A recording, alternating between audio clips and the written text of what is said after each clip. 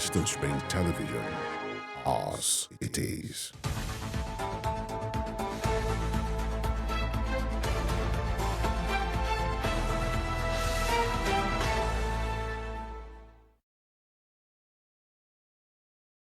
Thank you for joining us this morning on Morning Spring for today. Femi Ojo is my name. It gives me great pleasure to know that you are there joining us at this time, and this is what we do here, every weekday, 7 a.m. And very happy to and delighted to have you. Evelyn is there. Good morning. Yeah. Good morning, Femi. How are you doing today? Very well, thank you. It's a beautiful day. We Yes, are it indeed is. grateful to God for life. Thank you for joining us in another edition of Morning Spring. My name is Evelyn Ohiola. We are here to keep you informed, keep you abreast of events happening all around the country and beyond. And we take it a step further to speak to critical stakeholders, policymakers, politicians, so that we can have a better perspective and also be better informed about the situations and so that we can make informed choices. My name is Evelyn Ohiola, welcoming you especially to this great edition. And of course, exactly that is what we are doing. You're welcome, specially. That's a special kind of greeting. Before we dive right into the papers, the conversation I think is rife now about the looming protest. And it seems people concerned are waking up to the reality that these might likely happen. But then there have been fears from both ends, either political, inclined persons, or, just people who are concerned about the fact that yes, protest is sacrosanct, but then will it not be hijacked? Won't it end up the way the NSAS situation ended, especially in Lagos, the carnage, the ruins, and the destruction that followed it, although which have been said, maybe these are the works of hoodlum, not necessarily the peaceful protesters who were comported, who were calm, who were every bit of decent. When they were doing the protest initially, they cleaned up, they raised sounds, they talked, they said whatever they wanted to say, they danced, they conversed before that ugly dimension of that thing. So many persons genuinely fear that if this thing happens, yes, maybe we should protest in their words, but then won't it be hijacked? The police that are supposed to see to the protection of human lives and property and, fend off any attack are saying it's like they are not balling and say we can't afford this at this time. So most likely they might not be there for the protection because they already say no to this at this time. So people are just fixed, and you see politicians saying no, it won't happen. Some persons in Lagos are saying no, it won't happen here. Everybody that want to protest, go back to your state because they can afford. So the conversation, if you want to be neutral, is neither here nor there. Firstly, I'll take it from the people that have fears. Their fears are valid, and those that want to protest also, they are protected under the law to protest. But the agency that should do the protection Exactly. is back Now, throwing a flashback to the NSAS saga and what happened, the carnage that followed after that particular protest, or during that particular protest before it fizzled out, a lot of people would say that in that event, there were videos, there were photos of some people that were said to be part of the hoodlums that actually brought in the destruction and crisis, and nothing was done. A lot of people, there were evidence to prove people brought in videos and photos of people that were able to capture their faces, but nothing was done by the security agencies. This is to tell you that supposed hoodlums being picked up by SUVs. Exactly. So this is to tell you that the fears of the people are valid, but also the security agencies are not doing what they are supposed to do. If they had made an example of those who actually facilitated those chaos at the time, probably we won't have a repeat of it. And a lot of people are speaking for those organizing the protest to come into dialogue with the government. Mr. Falana spoke, SAN, that the government shouldn't use force, but they should dialogue with the leaders of the protest, which I think is a very wise advice given to the government at this time, because someone once said that it's better to Georgia, because war. if we war, at the end of the day, we'll still come back to the table to Everybody Georgia. loses, yeah. So it has to do with how the federal government is going to handle this matter so that it doesn't look like they are forcing the people not to protest. Right. You cannot order the people not to protest. It's not done anywhere. You appeal to them, call them to the dialogue table and talk things through. And be sincere Exactly. about it, because that is very important. As well as we hit the brakes, and it's very interesting to note that many persons who were calling for protest, who were very vocal, who even protested, at a point when they were not in government, they are the ones now saying, what does, I saw some of those sentiments yesterday saying, who has protest help? And then you'll be like, really, this you? But then it's interesting to say what you do or say outside government is one thing. Then when you get into government, most likely you change your tongue and it speaks to character and integrity. We take this break, and then when we come back, we hit, the front pages of the papers. They are in. Stay with us.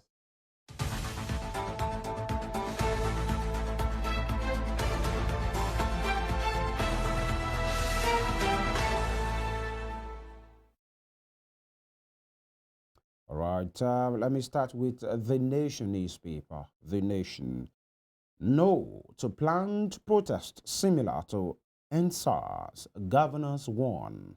No to planned protest similar to NSARS, governors warn. And with riders, don't overheat the polity above Benin. Give government more time. And, and I think maybe this kind of meeting needs to be brokered by elders. Don't you think so, Evelyn? That the youth or the young people might not really trust people in government. Maybe this is where elders, neutral elders, traditional leaders need to broker their peace, so that each side we have people to call on and say, you are there, we made this agreement. Don't you think so? Oh, looking at Because the if the facts, government will call any protest leader, some of them might not attend because they don't trust. Most people don't trust government. But also looking at the fact that the traditional stools have been ridiculed over the years. So a lot of people do not even trust the traditional rulers anymore, because they think they are appendages of the government of the day. That's bad enough. A lot of them didn't say anything when people were going through a lot. Now that people want to come out to protest, why do you suddenly find your voice? So that is that. If you have been a speaker, it's better you are a speaker when it was bad, and also calling the governments to account, not when people want to react. Yeah, and I think that's very important. You must be a voice that people trust. Ab initio. And Sanwo-Olu seeks more investment in IT, healthcare, and transportation.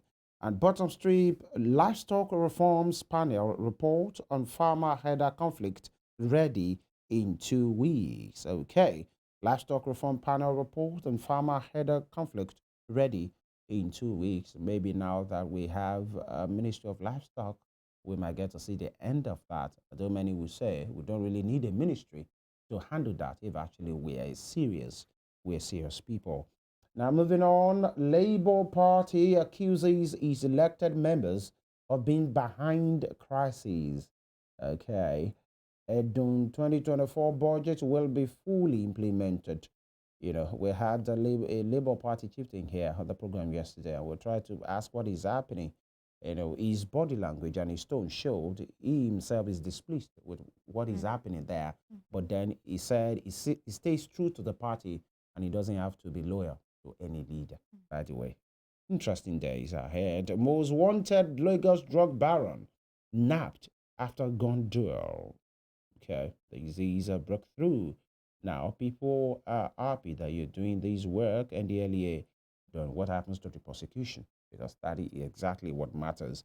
Not just apprehending them rather, but then going ahead to name and shame and prosecute very, very quickly within the confines of our laws.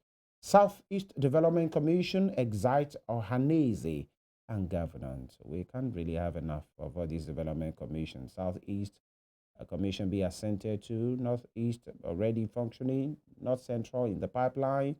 Many persons will say Southwest Commission, maybe that's what is next. Ibadan Airport upgrade for completion in 18 months, and trial of 300 terrorism suspect resumes. That will be all from the front page of The Nation. From The Nation, we head on to Vanguard newspaper this Thursday morning. On Vanguard newspaper, hardship, we will handle planned protests as family matter, says federal government with some riders here, and I'll try to take some of it or all of it. Pleads with Nigerians to give it more time. Southeast governors warn against nationwide protests. We can't withdraw from protests we didn't organize, says Labour. I saw or read the statement released by the NLC yesterday saying that there were reports in some quarters that they have withdrawn from the protest. And, the leadership was saying, ab initio, we never ordered for any protest. We never planned for any protest. Yeah. All we have been doing is talking about the negotiation of the national minimum wage. So we cannot withdraw from what we never even, planned to go for before. Tells FG states to listen to cries of Nigerians. Warns against use of brute force on protesters. Threats won't work. Falana tells government FG should engage in dialogue. Reps Minority Caucus. APC and WC appeals against protest, summons emergency meetings with state chairman. Away from that, Meta deletes 63,000 Nigerian accounts linked to sextortion scams. Sextortion scams. Meta deleting about 63,000 Nigerian accounts. And Dangote, stop demarketing local industries. MAN cautions FG as CSO's religious groups demand probe of NNPC.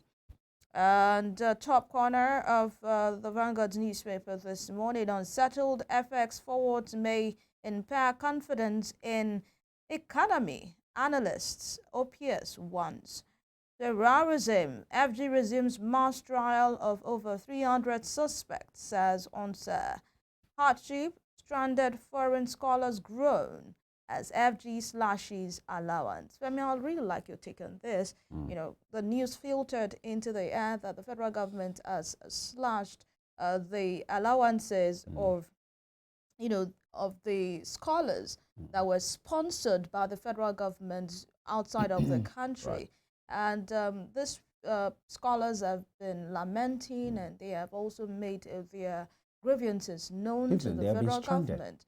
They have been stranded. And instead of us to ensure that we help out, the federal government has slashed their allowances. How does this help in any way? We know that, yes, the federal government says because of the economic situation of the country, what they always say, it's in tandem with the economic reality of the country. And it is still the same people that will tell us the economy is boosting, we are set to overtake, we read a headline yesterday where the vice president says we are set to overtake world economies. And I said yesterday that word should be catching up with world economies. Who sends their children outside of the country and slashes their allowances of scholars when it mattered most? Of scholars. Yes. Let's put that there. Not entertainers, not people on jamboree, not people on pilgrimage. Now, this, excuse me, there is this proverbial expression. It's a proverb rather that you can't hide,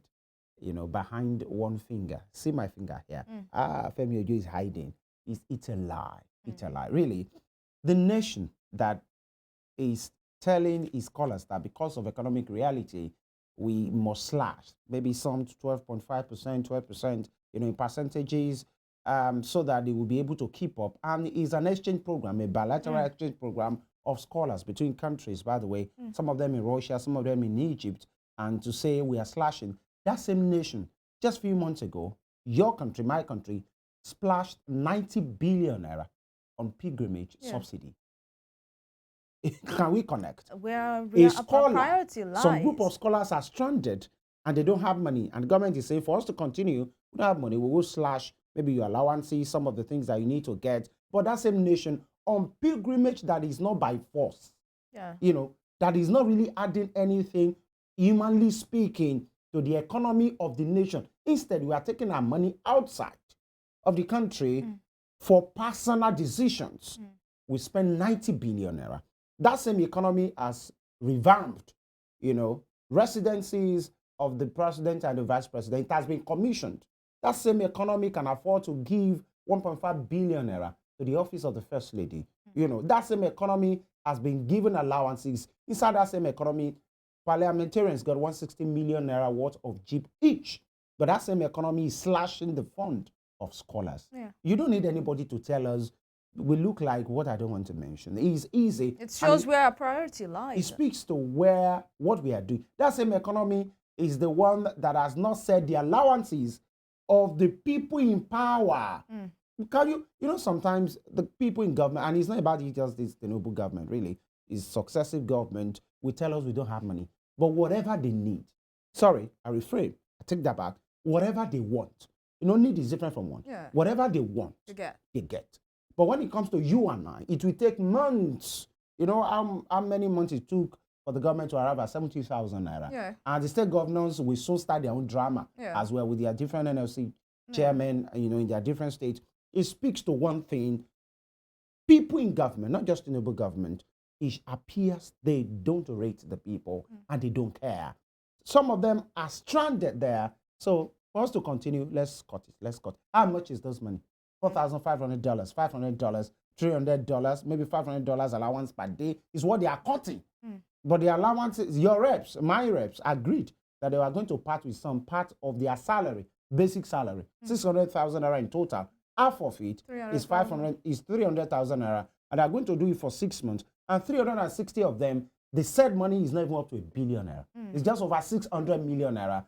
But trust us, by December or by next year, when they are really now the achievement, they will tell you and I that we sacrifice your basic salary, not those humongous money. So my take is as good as the take of the people at home. It shows where the priority of the government lies. What will happen if all the monuments of all people in government is slashed? All, I'm not talking about basic salary, all is slashed by half.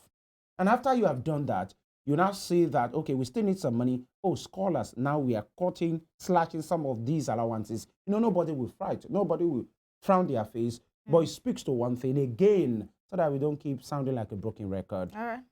People in government don't appear to care for the people.